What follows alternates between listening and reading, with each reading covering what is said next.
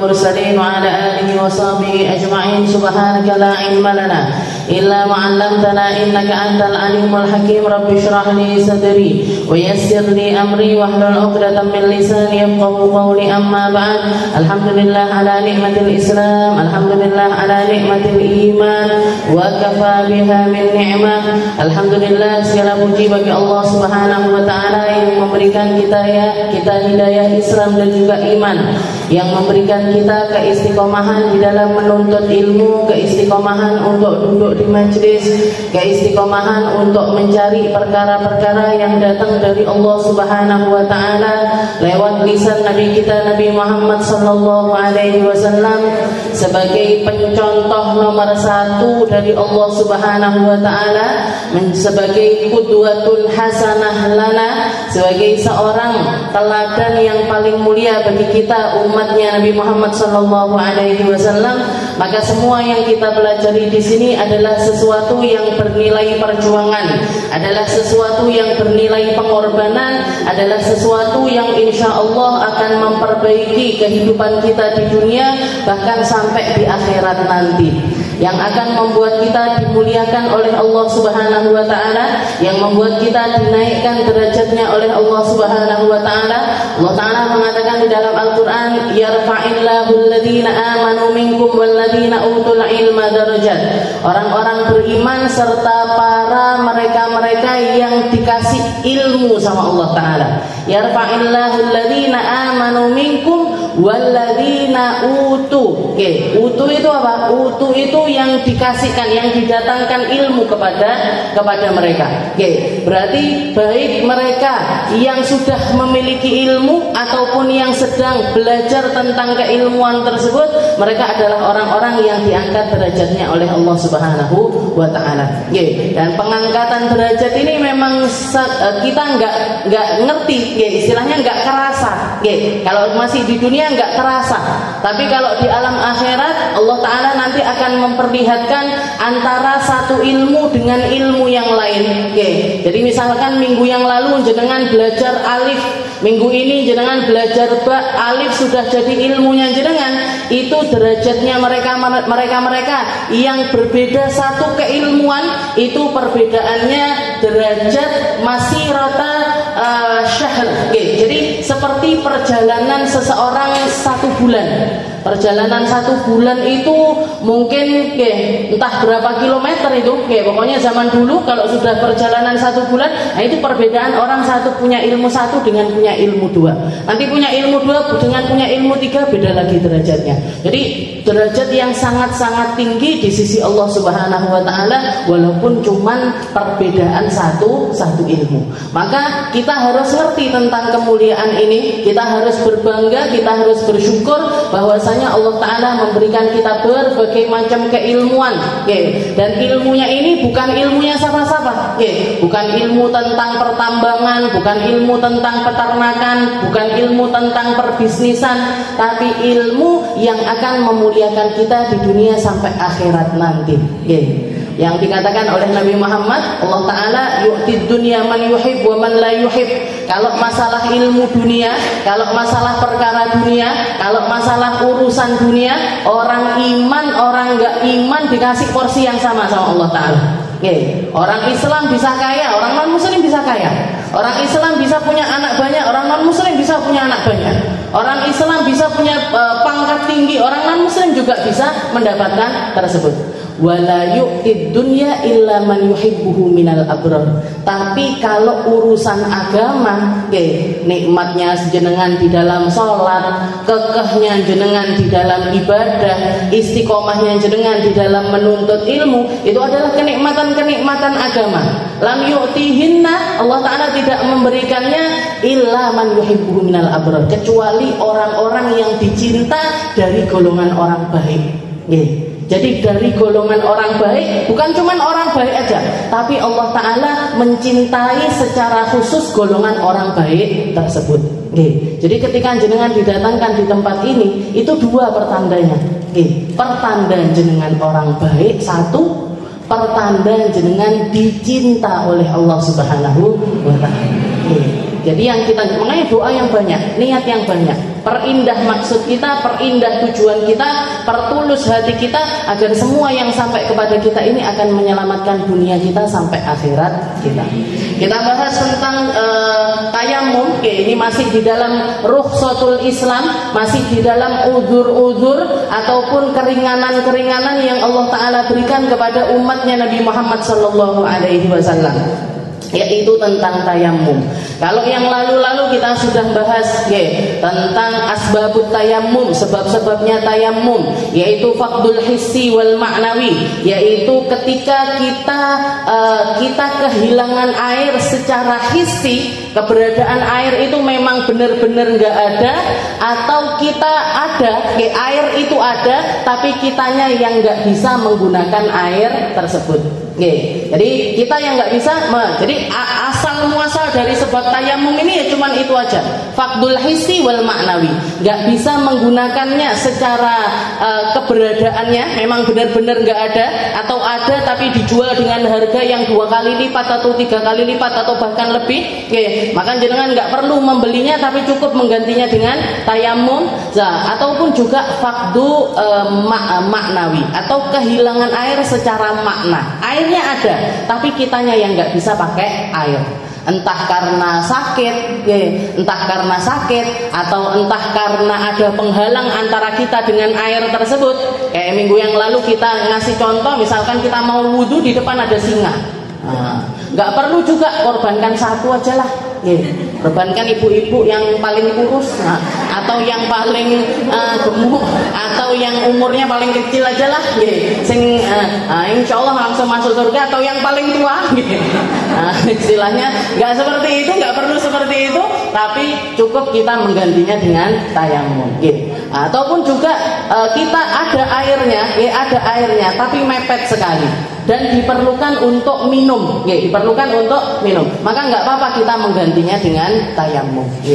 Bisa kita menggantinya dengan tayamum. Jadi faqdu hissi au ma'nawiyah. Kemarin juga kita sudah bahas sekelumit tentang ta'rifut tayamum, atau definisi dari tayamum itu sendiri. Tayamum itu secara bahasa tayammamtu, atau saya bermaksud, saya berkeinginan.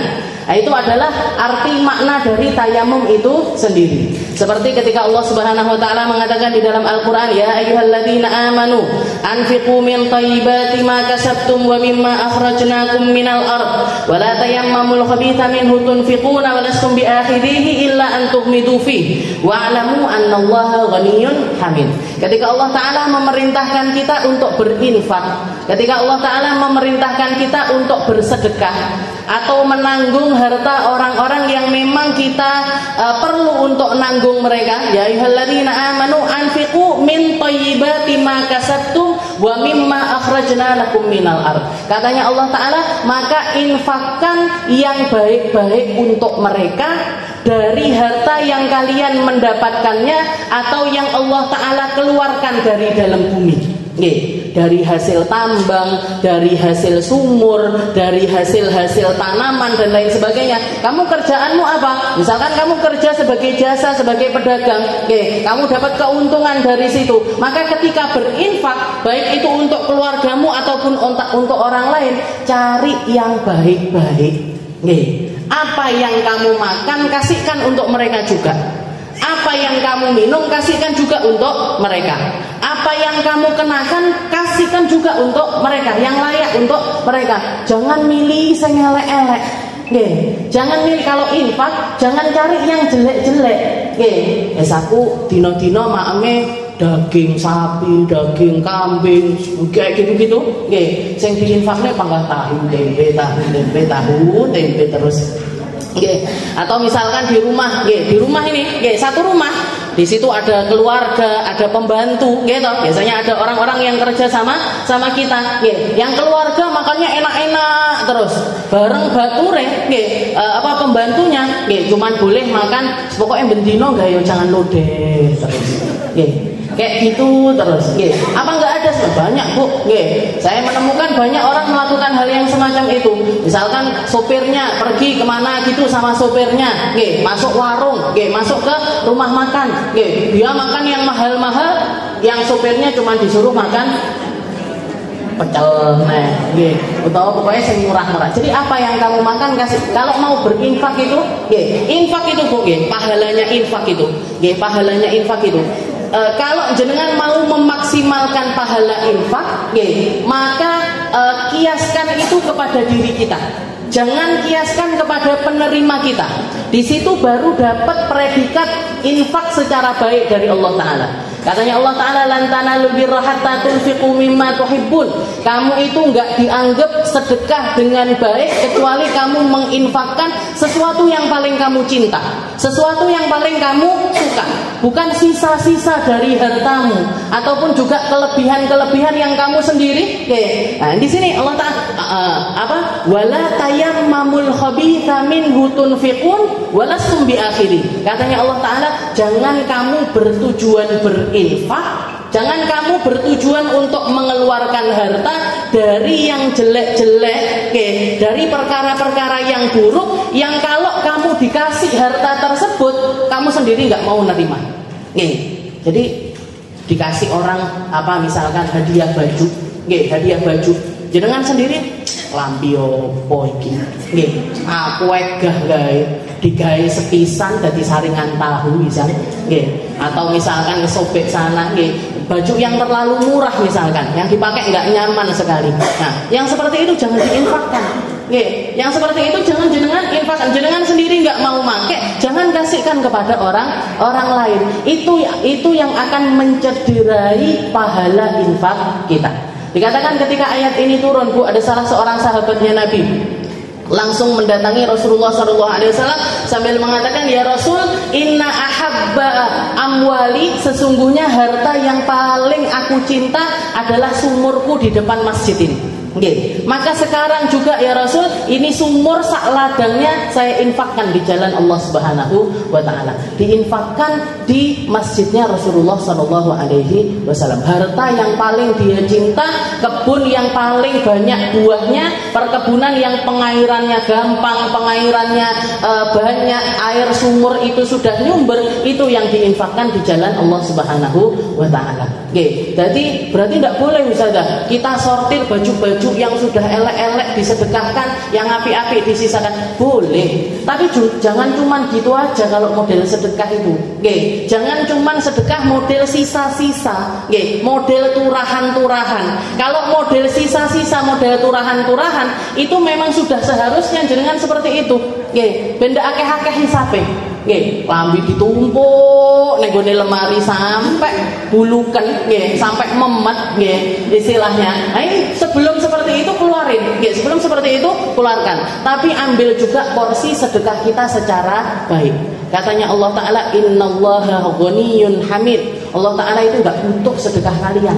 Allah Ta'ala itu maha kaya. Kalau kalian sedekah, Allah Ta'ala yang akan ngasih ganjaran yang berlipat-lipat dari apa yang kita sedekahkan. Wallahu ghaniyyun hamid. Jadi kalau ngasih orang yang pantas, ngasih orang yang pantas, jamu tamu yang pantas, jamu seseorang ketika kita kedatangan tamu, sing pantas kalau ngasih sesuatu. Sebagaimana kalau kita bertamu di rumah orang, pengennya dihormati, hormati juga ketika orang datang.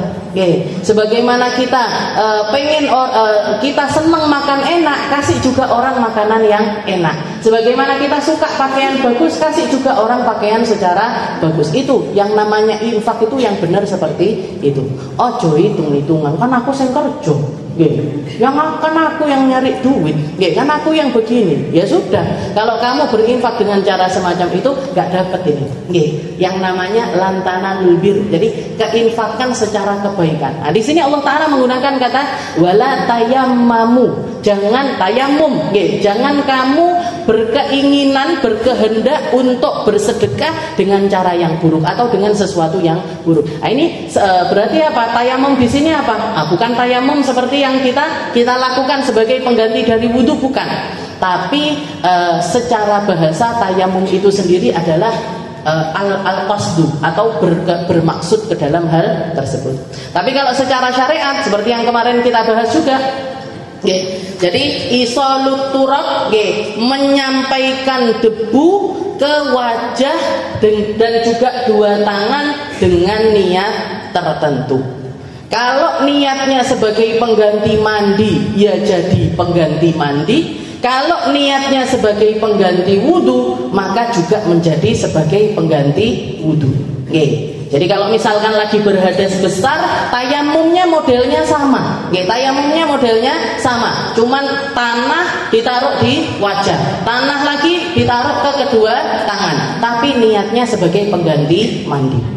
Tapi kalau misalkan kita mau wudu, ya, atau istilahnya tayamum ini sebagai pengganti wudu, sama juga, tanah taruh ke wajah satu kali, tanah lagi ditaruh ke kedua tangan, niatnya sebagai pengganti wudu. Wal farqu baina tayammumain, bedanya apa? At-tayammum anil hadatsil asghar yubtilu ma afdalal wudu. Nah, kalau kita niatnya tayamum sebagai pengganti wudu, okay, kalau kita niat tayamum sebagai pengganti wudu, maka yang membatalkannya adalah semua yang membatalkan wudu. Semua yang membatalkan wudu juga akan membatalkan tayamum kita. Jangan tayamum. Baru sudah mau sholat ini, sudah mau sholat, pret, ngentut. Berarti gimana? Ya sudah, diulangi lagi tayamumnya. Nah, diulangi lagi tayamumnya. Nah, jadi semua yang membatalkan wudu akan membatalkan tayamum. Nah, nanti juga akan dibahas apa aja yang membatalkan wudu, yang membatalkan tayamum. Yang paling poin paling besarnya adalah ini, dan juga yang kedua adalah ru'yatul ma, ketemu air. Jadi kalau sebabnya tayamum ini karena nggak ada air, begitu dia melihat air maka wajib langsung batal, tayamumnya harus diganti dengan wudu, harus diganti dengan wudu. Wa tayammum 'anil hadatsil akbar la yubtilu ma afdalal wudu wa inna ma yubtilu ru'yatul ma' ma'al qudrah 'ala istimali. Sedangkan tayamum sebagai pengganti mandi, tayamum sebagai pengganti mandi itu la yubtilu ma afdalal wudu, tidak membatalkannya apa yang membatalkan wudu, tapi yang membatalkannya adalah melihat air. Jadi begitu melihat air kudu langsung adus. Kalau sudah ketemu airnya, ma'al qudrah, tentu saja dalam keadaan dia ini memang bisa pakai air. Tapi kalau memang dirinya yang nggak bisa pakai air, jadi misalkan ada orang sakit atau misalkan kena kebakaran misalkan, jadi sak badan ini melepuh, sebadan ini melepuh, dan waktu itu dia dalam keadaan haid, perempuan ini dalam keadaan haid, dirawat sampai sehari, 2 hari, 3 hari, sampai seminggu berhenti darahnya, otomatis kan harus mandi suci, otomatis harus mandi suci. Padahal lukanya ini belum bisa kena air, lukanya belum bisa kena air. Gimana? Apa yang dilakukan? Tayamum. Gak perlu mandi, walaupun airnya ada, dia nggak perlu mandi, tapi cukup menggantinya dengan tayamum, diniatkan sebagai pengganti dari mandi itu sendiri. Sebagai terus gimana nanti kalau sudah sembuh apa wajib mandi Ustazah? Iya. Nanti begitu dia sembuh, dokter sudah bilang oh ini sudah boleh kena air, sudah aman ini buat kena air, maka dia wajib untuk mandi suci karena yang menjadi sebab mandinya dengan diganti dengan tayamum ini sudah hilang. Maka wajib dia untuk mandi sebagai bentuk pembersihannya karena sebenarnya tayamum ini nggak ngangkat hadas. Tayamum itu tidak laisa raf'ul hadas, nggak kayak wudu. Kalau wudu itu kan kebanyakan jenengan dari kecil diajarin nawaitul wudu li raf'il hadatsil, li raf'il hadatsil asghar. Kalau mandi nawaitul ghusl li raf'il hadatsil akbar. Ya Allah, saya niat wudu sebagai bentuk pengangkatan hadas kecil. Ya Allah, saya niat mandi sebagai bentuk pengangkatan hadas besar. Tapi kalau tayamum bukan, nawaitu tayamum listibahati fardhis shalah. Ya Allah, saya niat tayamum agar diperbolehkan untuk sholat. Jadi niatnya istibahah, niatnya agar diperbolehkan, bukan pengangkatan hadas. Makanya begitu ketemu air wajib wudu atau batal tayamumnya harus diganti dengan wudu, batal mandinya harus diganti dengan mandi pakai air. Itu tadi adalah jadi asal muasal dari tayamum. Setelah itu juga yang perlu juga saya jelaskan adalah seperti bab-bab yang lain, tayamum ini juga punya hukum-hukum. Ada kalanya wajib tayamum, ada kalanya mubah tayamum, ada kalanya haram tayamum, ada kalanya makruh kita melaksanakan tayamum. Jadi semua hukum Islam itu seperti itu, Bu. Enggak semuanya wudu kabeh wong wajib wudu, enggak. Selalu lihat kondisinya. Nikah, enggak semua orang wajib nikah. Ada yang wajib nikah, ada yang makruh nikah, ada yang sunnah nikah, bahkan ada yang haram menikah. Ada orang-orang yang haram menikah. Jadi semua perkara itu semacam itu. Tayamum pun juga begitu. Jadi dikatakan di sini ahkamu tayamum arba. Kalau hukum tayamum itu ada 4. Yang pertama wajib. Kapan wajib tayamum? Idza khafal halak min istimalil ma' wa idza qadal ma' hissan. Yang pertama adalah kalau terjadi padanya sebab-sebab tayamum, maka wajib untuk tayamum. Enggak ada air atau tidak bisa menggunakan air. Tidak ada air atau tidak bisa menggunakan air, maka wajib hukumnya untuk tayamum. Yang kedua mubah, idza kana qadiran 'ala al-wudu' wa isti'malil ma' wa syira'ihi walakin wajada yuha. Yang kedua adalah boleh. Boleh kita bertayamum. Kapan itu? Kalau misalkan dia itu bisa wudu, dia itu bisa wudu dan juga bisa menggunakan air. Airnya ada. Dianya juga bisa menggunakan air.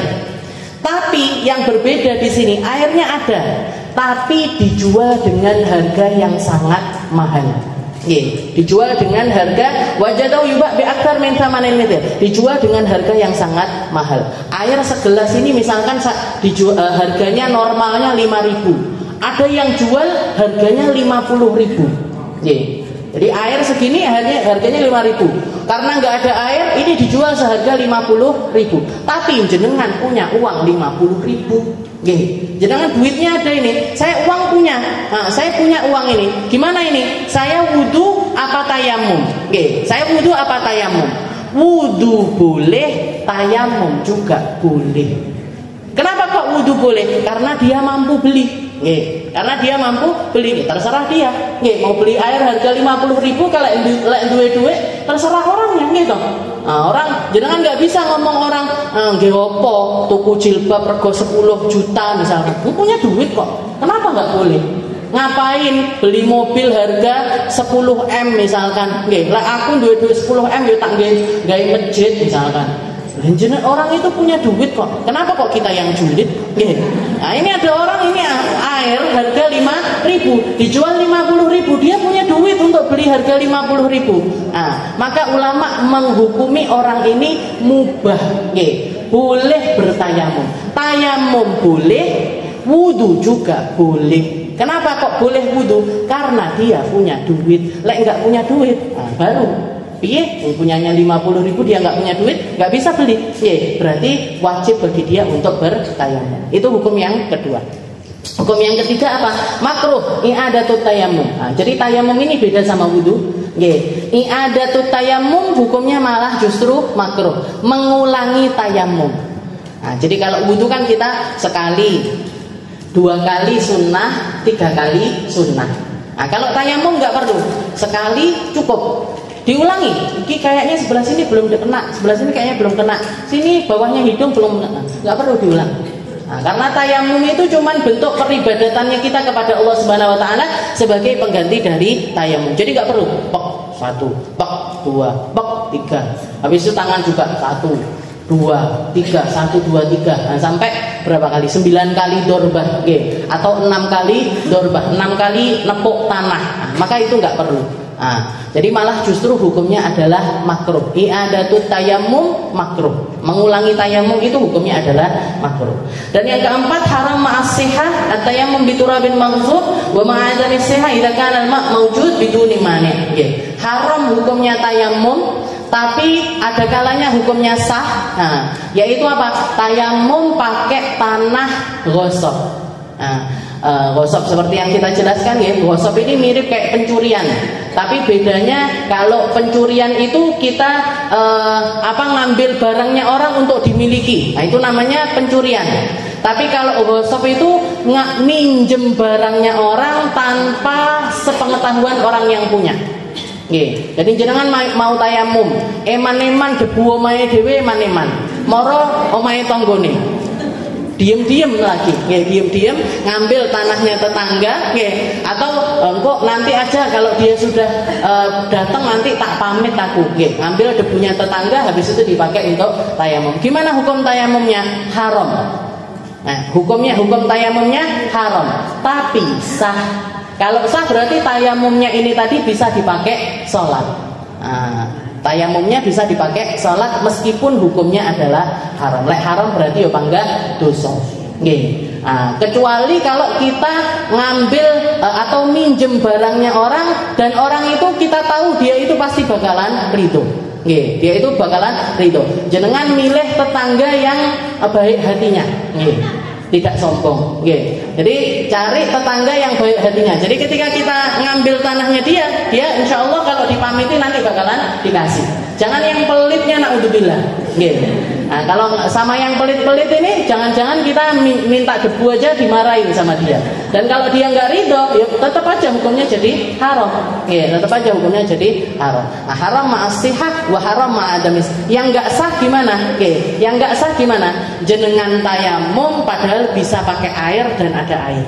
Nah, ini hukumnya haram dan tidak sah. Airnya ada, jenengan juga sehat-sehat saja, nggak kenapa-kenapa. Atau sakit tapi sakit gigi misalkan. Aku lara untu tak tayamum main. Apa hubungannya gigi sama tayamum sama wudu? Atau demam ringan-ringan seperti itu langsung tayamum, nggak boleh. Haram dan tidak sah. Haram dan tidak sah. Nah, sekarang kita masuk ke syurutut tayamum, syaratnya tayamum. Syurutut tayamum sittah. Syaratnya tayamum itu ada 6 perkara. 7 bahkan, 7. Berarti ketinggalan 1 ini. Yang pertama adalah ayakuna biturab. Yang pertama tayamum itu harus pakai debu. Harus menggunakan debu. Debu ini apa? Debu ini sesuatu yang bisa kita rasakan dengan telapak tangan kita kalau kita megang apapun itu. Jadi jenengan misalkan kursi ini ditepuk. Kok ada yang kerasa kasar-kasar di tangan, berarti ada debunya. Jenengan nepuk karpet, ada yang keluar dari situ, berarti ada debu di situ.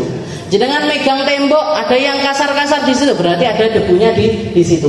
Nah, itu namanya adalah turab. Jadi nggak harus tanah, nggak harus tanah. Tembok bisa, kursi bisa, tekel bisa. Yang pasti yang lebih kotor lebih banyak debunya. Tempat yang lebih berdebu kan biasanya tempat yang jarang dibersihkan. Yang jarang dibersihkan itu mesti lebih banyak debunya. Yang pertama debu itu sendiri punya syarat-syarat. Debu yang bisa digunakan untuk tayamum ini juga ada syaratnya. Yakuna tahiran, yang pertama harus suci. Debunya harus debu yang suci. La najisan, nggak boleh debu yang najis. Debu yang najis ini gimana? Jenengan ngambil, misalkan mau ngambil debu di tembok. Tahu-tahu ternyata temboknya itu banyak banget tempat toiletnya cecak. Jadi jadi banyak bekas-bekas kotorannya cicak di situ.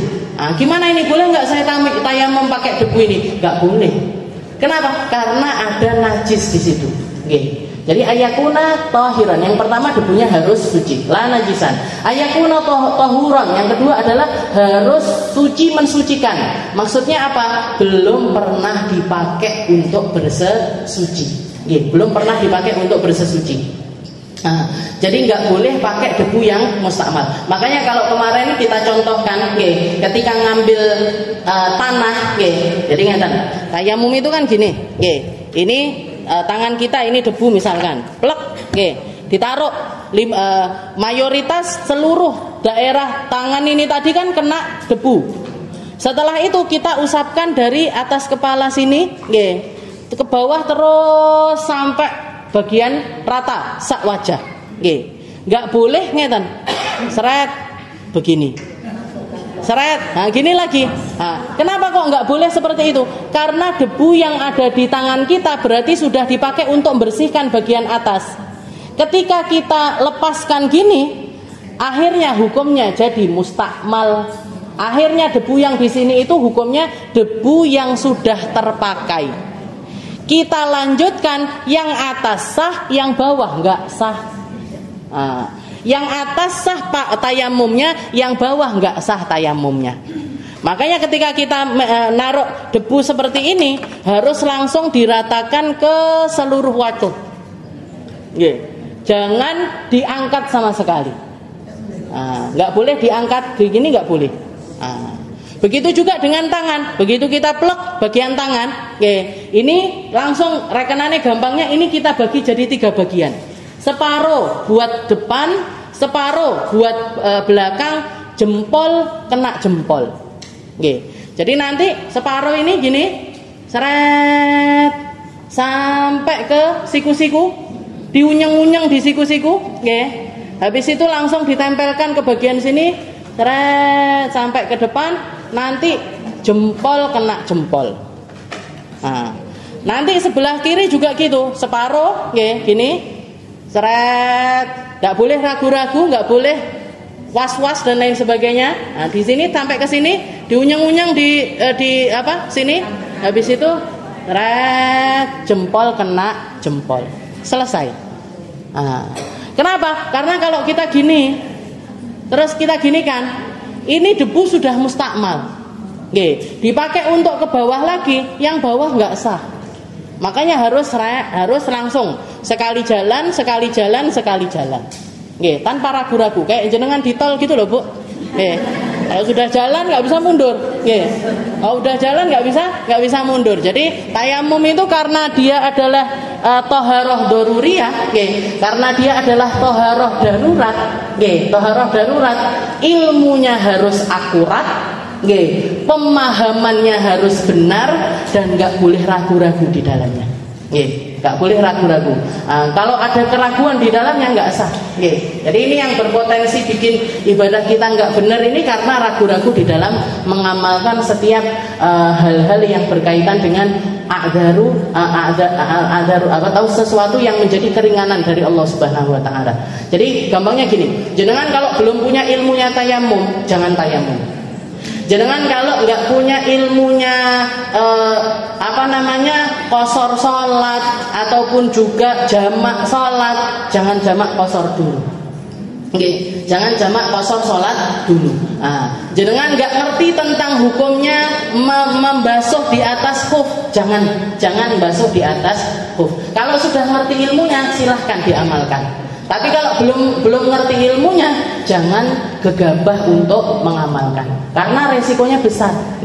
Abah saya pernah nemukan orang jamak sholat maghrib sama isya, maghribnya dikosor juga 1,5.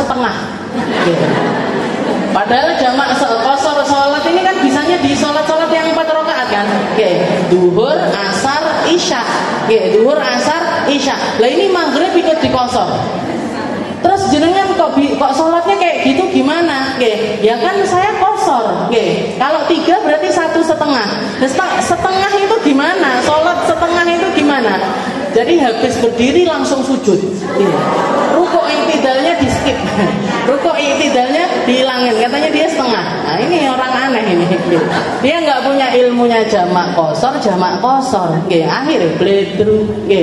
Akhirnya salah. Makanya di dalam ilmu seperti ini jenengan kudu yakin. Nggak yakin, jangan ngelakoni dulu. Bener apa? Tapi juga nggak boleh was-was. Kalau sudah punya ilmunya, amalkan dengan tepat, akurat, cepat. Jadi kudu sat-sat. Nggak oleh munggah manggu nggak boleh.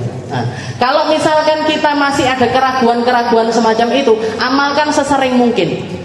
Amalkan sesering mungkin biar hilang keraguan dari diri kita. Kadang ada orang, aku tapi lek sholat nggak papat kok koyok piye gitu.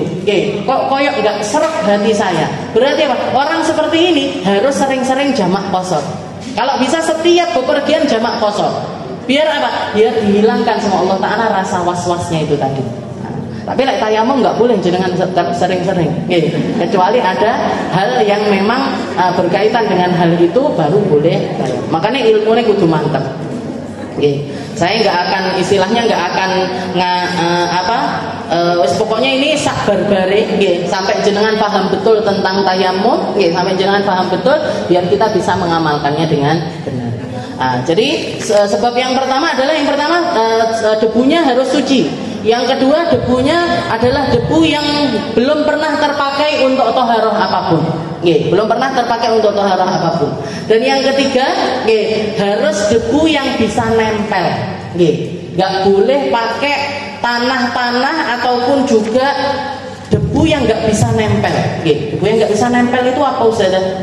Kayak misalkan jenengan tayamum pakai lumpur.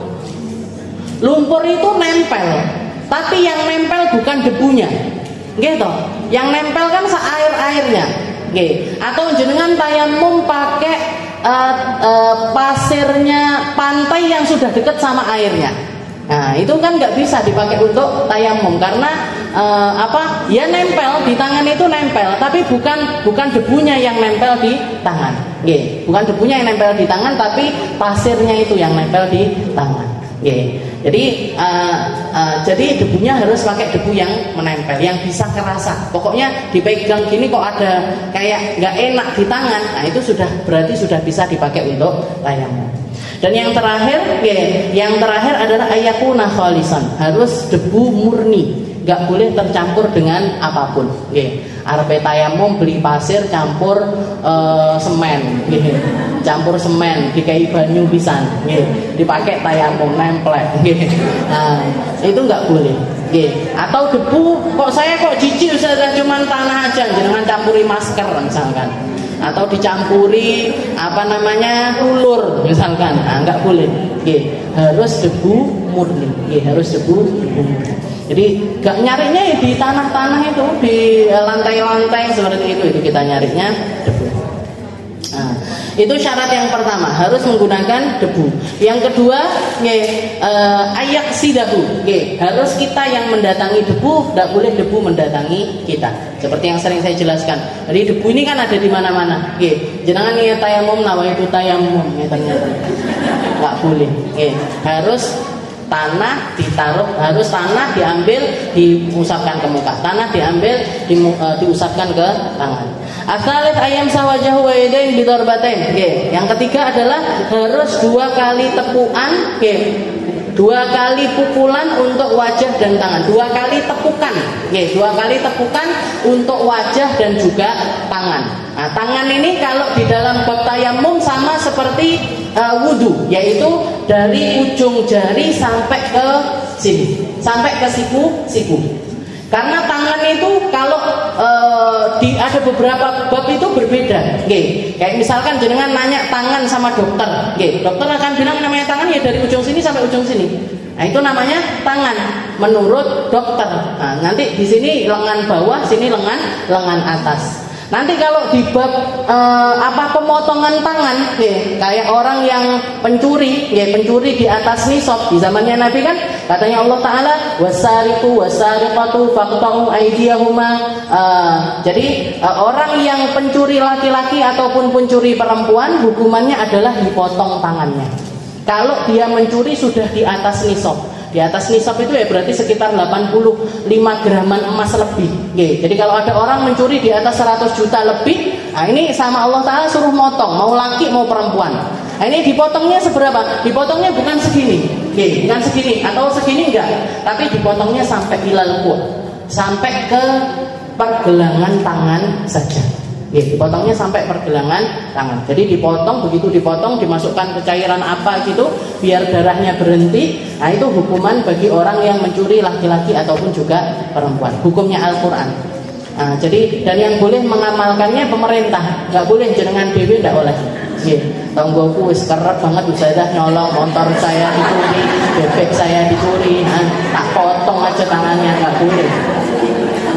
Lapor polisi atau lapor ke pemerintah, nah nanti yang menindak adalah mereka. Itu bab tentang seperti itu namanya jinayat. Jadi bab hukum Islam tentang hukuman-hukuman itu yang berhak untuk menjalankannya adalah pemerintah.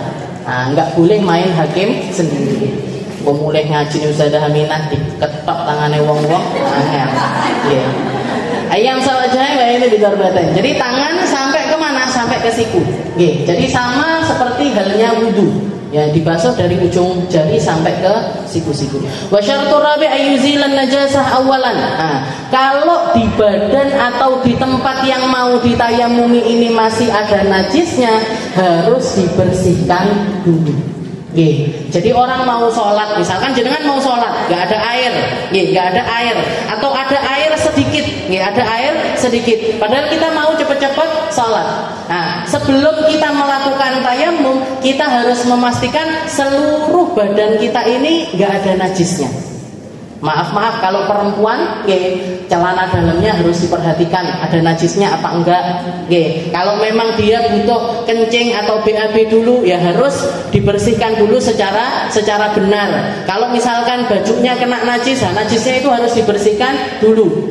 Jadi itu semuanya harus dilakukan sebelum kita melakukan tayamum. Ayyuzilan najasah awalan. Jadi najisnya harus dibersihkan dulu.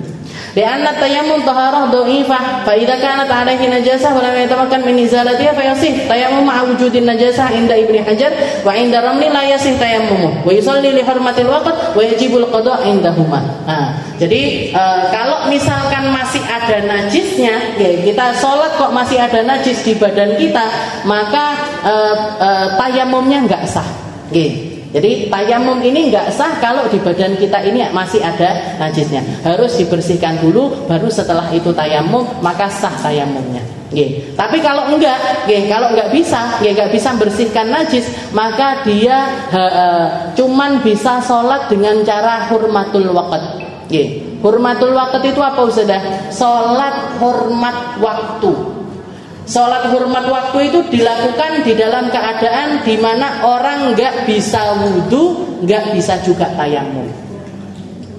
Wudhu nggak bisa, tayamum juga nggak bisa. Wudhu nggak bisa, tayamum juga nggak bisa. Maka dia sholatnya faqidut tahuren, orang yang sholat tanpa perantara toharoh. Sholat tanpa perantara toharoh, sholatnya namanya hormat waktu. Jadi sholat sebisanya, seadanya, dalam keadaan yang dia bisa. Tapi sholat hormat waktu itu sudah pasti wajib diqodho. Sudah pasti wajib diqodho. Tapi waktu itu tetap wajib sholat. Karena sholat itu orang ketemu waktu sholat wajib sholat, apapun keadaannya. Untuk menggugurkan kewajiban dia untuk melaksanakan sholat. Masalah ada najisnya, masalah nggak bisa wudhu, masalah nggak bisa tayamum dan lain sebagainya. Nanti ketika sudah bisa melakukannya, dia harus mengqodoi sholat tersebut. Ini juga kenapa kok kita itu penting, penting membiasakan diri sholat selain sholat wajib. Ojo merasa rugi sekali Bu kalau jenengan nambahi sholat sunnah, itu jangan merasa rugi. Jadi sholat subuh, sebelumnya qobliyah subuh, malamnya ditambahi tahajud, ini mau ngaji duhaan dulu, nanti mau sholat zuhur qobliyah ba'diyah. Kenapa? Biar kita itu nggak nganggep sholat itu sebagai sesuatu yang pokoknya sholat, boten.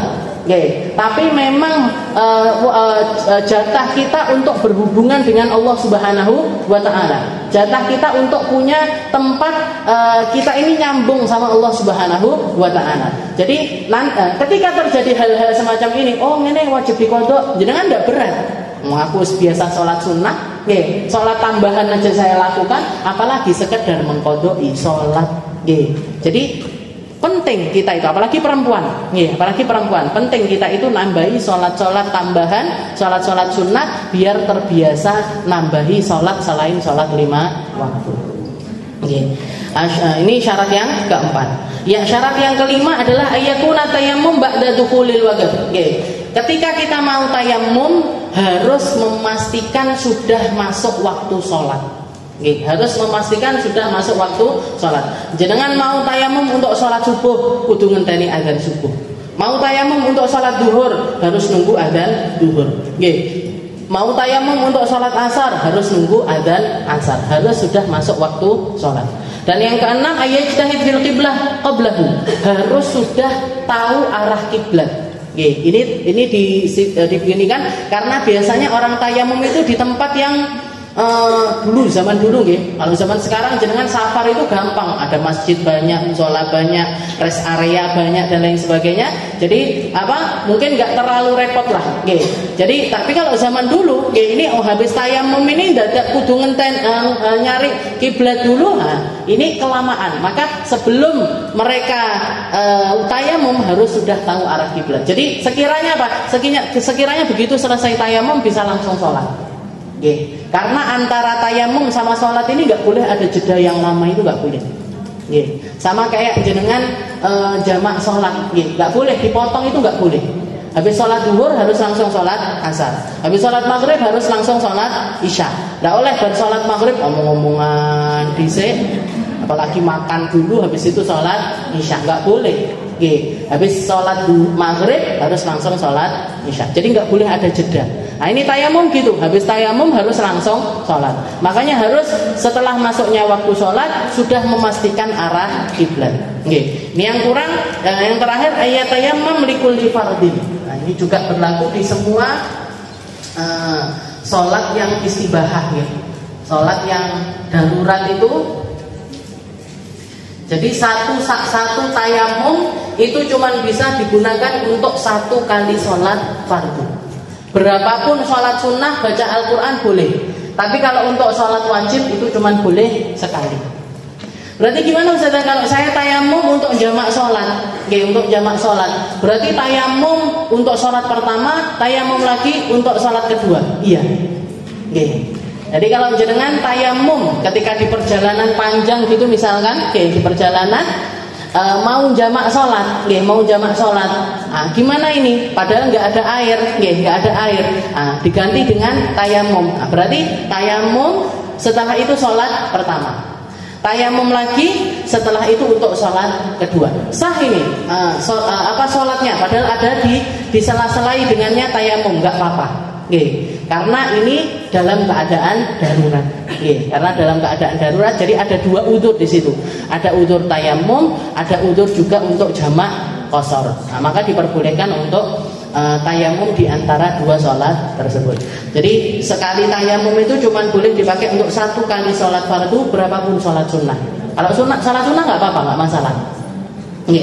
Misalkan jenengan habis tayamum, qobliyah dulu, qobliyah duhur. Habis itu sholat duhur, habis itu tayamum lagi, sholat asar, habis itu ngodoi qobliyah asar, ngodoi qobliyah asar, silahkan, nggak apa-apa itu dilakukan. Sholat sunnah berapapun itu boleh ketika kita, atau misalkan lagi Ramadan, jangan sholatnya pakai tayamum, jadi sholat maghrib, habis itu tayamum, habis itu sholat isya, habis itu dipakai buat taraweh, sampai 11 rakaat atau sampai 23 rakaat sak witire barang. Habis itu dipakai tadarusan dan lain sebagainya. Gimana? Boleh. Selama tidak terjadi pembatalan wudu, maka tayamum itu tetap bertahan. Selama nggak ngentut, nggak megang tangan laki perempuan yang bukan mahram dan lain sebagainya, maka tayamum itu tetap boleh digunakan. Itu adalah yang terakhir. Jadi yang ketujuh. Jadi kalau syaratnya tayamum ada 7, untuk syarat debunya sendiri ada 4 itu tadi. Itu adalah ketentuan dari tayamum. Wallahu a'lam bishawab. Nanti insyaallah kita lanjutkan tentang furudut tayamum wa sunanih. Fardu-fardunya tayamum, sunah-sunahnya tayamum. Masih ada ahkamul jabirah, hukumnya kalau pakai perban. Setelah itu hal-hal yang membatalkan tayamum dan lain sebagainya, masih panjang ini insyaallah. Kita pelajari sedikit demi sedikit. Mungkin dimudahkan sama Allah Ta'ala untuk memahami, digampangkan sama Allah Ta'ala untuk bisa ngerti, sehingga bisa mempermudah setiap amal yang ingin kita lakukan.